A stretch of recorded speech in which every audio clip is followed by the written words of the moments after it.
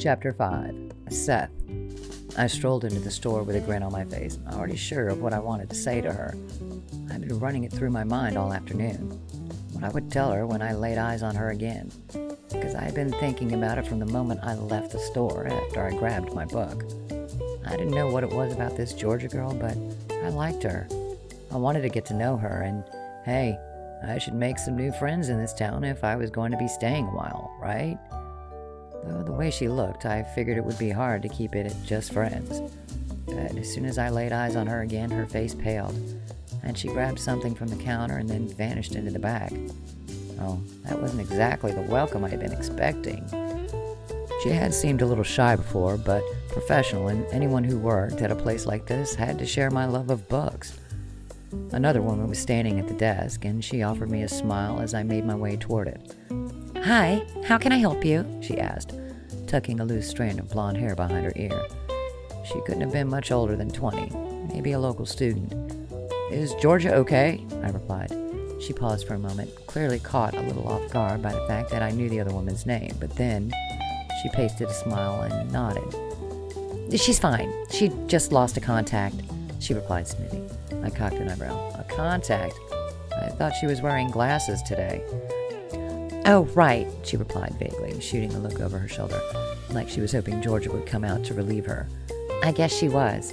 She gave up on trying to offer me an excuse as to what was going on here and instead raised her eyebrows. "Was there a book you were looking for today?" she asked. I glanced around. I'd already grabbed one, and I didn't feel like I needed a cover to be back here, not when I had returned for a very specific reason. "No, not really," I replied. "I just wanted to ask Georgia out to lunch." The woman widened her eyes in surprise. It couldn't be that much of a shock, could it? Georgia was gorgeous, that long, dark hair, grazing her neck, green eyes woven through with threads of amber behind her glasses. Even the cream-knit sweater she'd been wearing had been cute to me, falling off her shoulders a little to show a few inches of skin. She didn't seem entirely aware of how beautiful she was, but I intended to make sure she knew. "Oh, wow," the other woman blurted out. "Like, on a date?" I nodded. I'd been thinking about it all day. After I had dropped my book off at my new abode, I had found my mind drifting back to the woman who had helped me find it. Usually I'd tried to give myself a little time before I made a move, not wanting to jump the gun too quickly, but there was something about her that made me want to take the risk. Could have been just moving to this town, that feeling like something new was waiting for me. And it might have been standing just past that door, hiding out from me for reasons I couldn't quite put together. "I think she's busy right now," the woman replied, glancing over her shoulder. "But you could try later if you want." "I will," I remarked, and I leaned on the counter and looked around. "Actually, there was a book I was reading about earlier this week. Do you have The Clockwork Bank?" The woman who introduced herself as Haley told me she was pretty sure they had it in stock, and led me to a bookcase at the far end of the store where they put their new releases. She seemed a little more outgoing than Georgia, and she peppered me with questions about where I was from and what I was doing here. "I just moved here from the West Coast," I explained, as she pulled the book from the shelf for me. "Yeah, but how did you end up in Mastin Falls?" she queried, tipping her head to the side with interest. "It's not the usual place people make a big move to." I shrugged. "I just pointed to a spot on the map and decided I'd move there." She laughed, but when she saw the look on my face, her jaw dropped. "Wait, are you serious?" she replied. I nodded.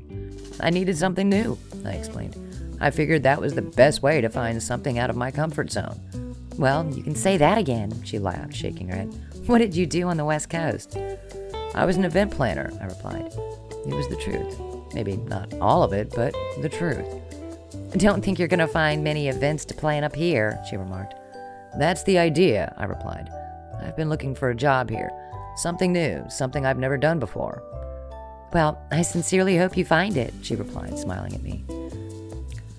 As we chatted, I had been keeping an eye on the door beyond, waiting for Georgia to emerge, but she still seemed just as intent on hiding out as she had been when I had gotten here. I couldn't help but wonder why. Had I spooked her before? Annoyed her? I had saved her from a nasty fall, but I guess that might not be enough to get on her good side. We headed over to the register so I could pay for my book, and she eyed me for a moment before she rang me up. Do all the guys on the West Coast look like you? She asked, mostly joking. I chuckled. Not that I know of, I replied. Why? You just look familiar for some reason, she replied, squinting at me, as though she could place me if she just looked hard enough. No clue why that might be, I replied, and I looked past her to the back room again. Was that woman ever going to show her face? Maybe I put her off somehow. I wasn't sure what I might have done to keep her hiding back there so long, but she must have had good reason. She's probably just busy, Haley assured me, seeming to notice the way I was staring. She'll be out eventually. Here, let me get you a bag for this. She grabbed a bag from my book and took her time tucking it in, along with my receipt. I was going to send myself into bankruptcy buying books if I wasn't careful. Glancing at my watch, I let out a sigh.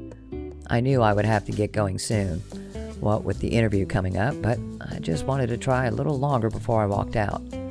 You got somewhere to be? She asked, and I nodded. I have an interview at a hardware store, I replied, hoping that's going to be my job while I'm here.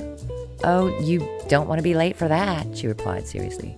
The owner's a real stickler for time, I sighed. I guess I'll try again later, I replied. Maybe go for dinner instead of lunch. I think she'd love that, Haley told me brightly.